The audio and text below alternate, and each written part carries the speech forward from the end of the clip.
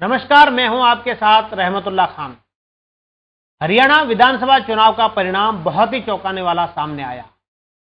कांग्रेस को जो उम्मीद थी वो नहीं हुआ। भाजपा ने साइलेंट तरीके से चुनाव लड़ा और जीत गई। कांग्रेस ओवर कॉन्फिडेंस में रही और जो चाहती थी वैसा नहीं हुआ।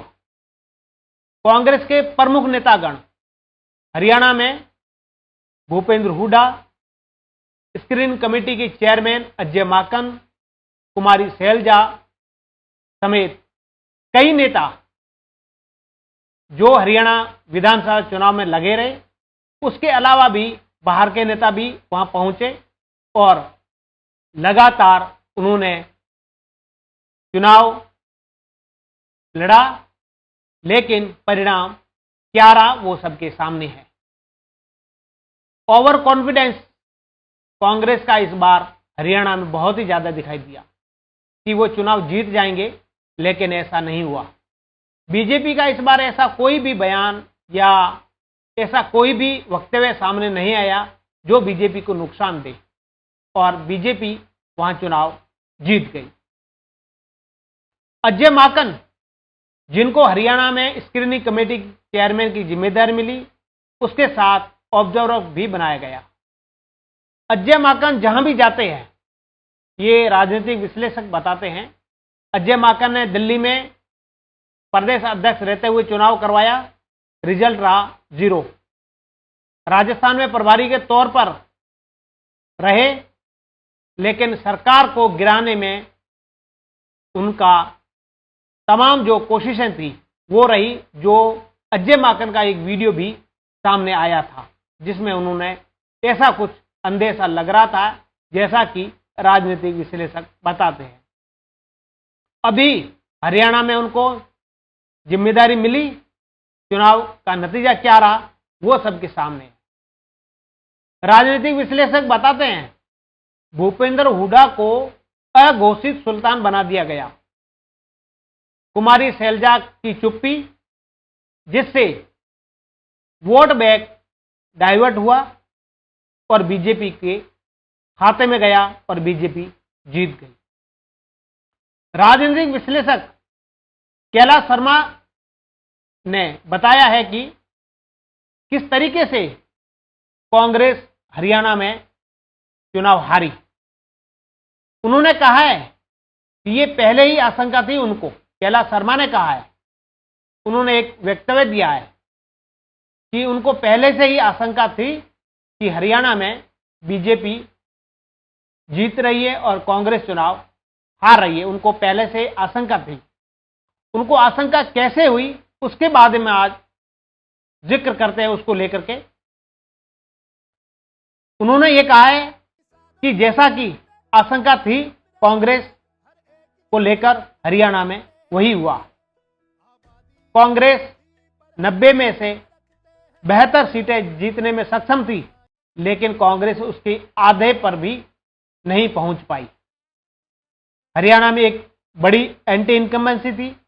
कांग्रेस के लिए वॉक ओवर सरीखा अवसर था, लेकिन कांग्रेस ने यह अवसर गंवा दिया। इसका संकेत तभी मिल गया था जब हरियाणा कांग्रेस प्रभारी बीमार हो गई। स्पष्ट है कि हरियाणा कांग्रेस को परफेक्ट मोड में लाने में सक्षम नहीं थे और उनका जो मैसेज आया कि वो बीमार हो गए। कैलाश शर्मा बताते हैं दूसरा संकेत तब मिला जब भूपेंद्र सिंह हुड्डा को कांग्रेस ने अघोषित सुल्तान बना दिया। हरियाणा कांग्रेस में भूपेंद्र सिंह हुड्डा के खिलाफ एंटी इनकम्बेंसी थी। बाहर की तो बात ही अलग ही थी।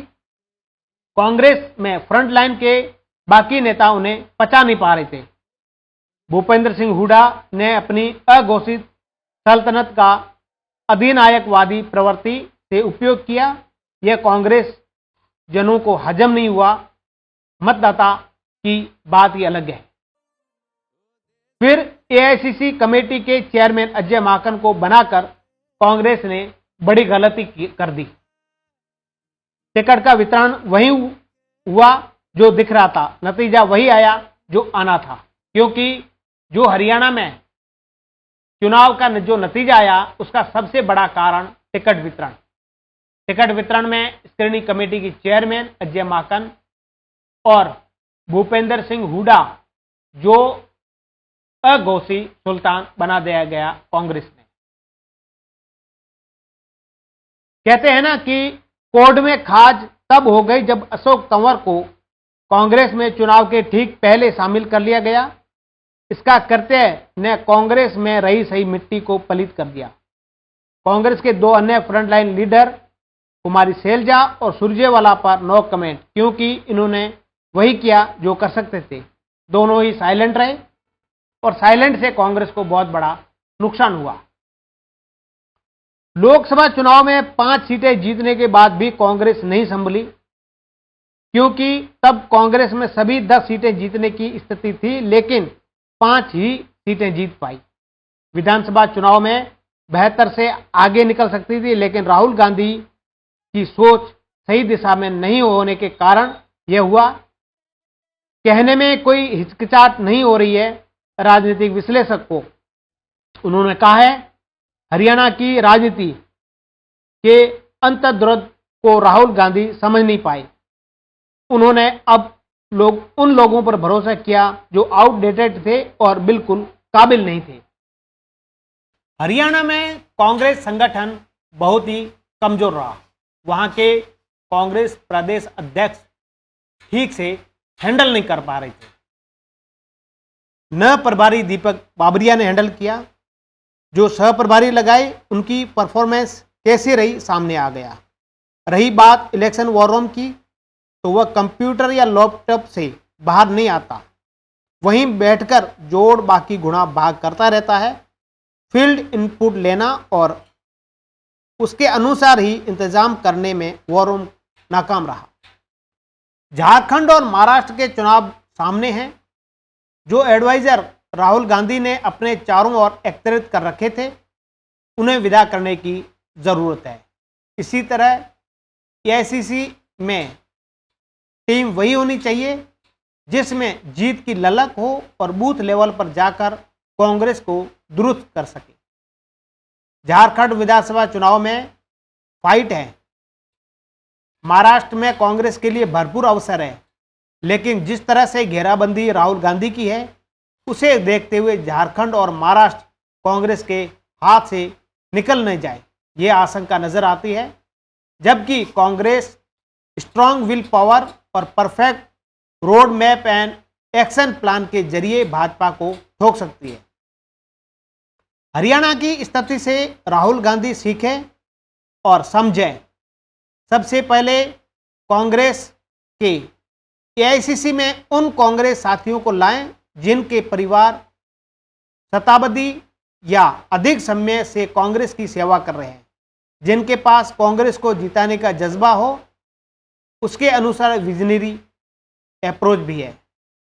देश को इस समय मजबूत कांग्रेस की जरूरत है, न कि लगातार पराजित होने वाली कांग्रेस की। विधानसभा चुनाव में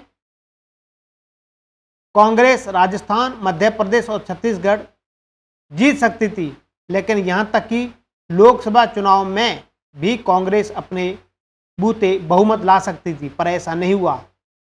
वजह थी pre election winning action plan नहीं था, बल्कि कांग्रेस में निष्ठावान साथियों को उपेक्षित कर दल बदलुओं को बढ़ावा और गठबंधन की राजनीति, यह कांग्रेस के लिए घातक साबित हो रही है।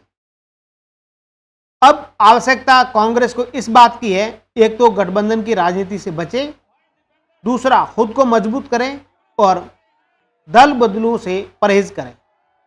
दल बदलुओं पर सामान्य कांग्रेस जन भरोसा नहीं करता। ये दल बदलू कांग्रेस को नुकसान पहुंचाते हैं। विडंबना वाली बात आती है, कांग्रेस संगठन और अग्रिम संगठनों में अनेक दल बदलू महत्वपूर्ण पदों पर स्थापित है, उन्हें विश्राम दिया जाए।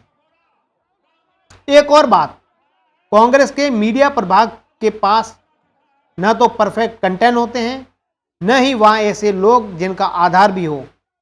मीडिया प्रभाग में वे नेता बैठे हैं जिनका बड़ा जनाधार हो और राजनीतिक वजूद भी हो।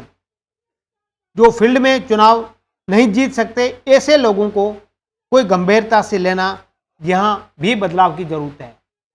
हरियाणा चुनाव में कांग्रेस को सीख मिल गई।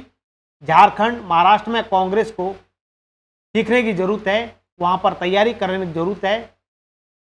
हरियाणा में जो हुआ वो बहुत ही आश्चर्यजनक हुआ, क्योंकि ऐसा कभी कांग्रेस ने सोचा नहीं था।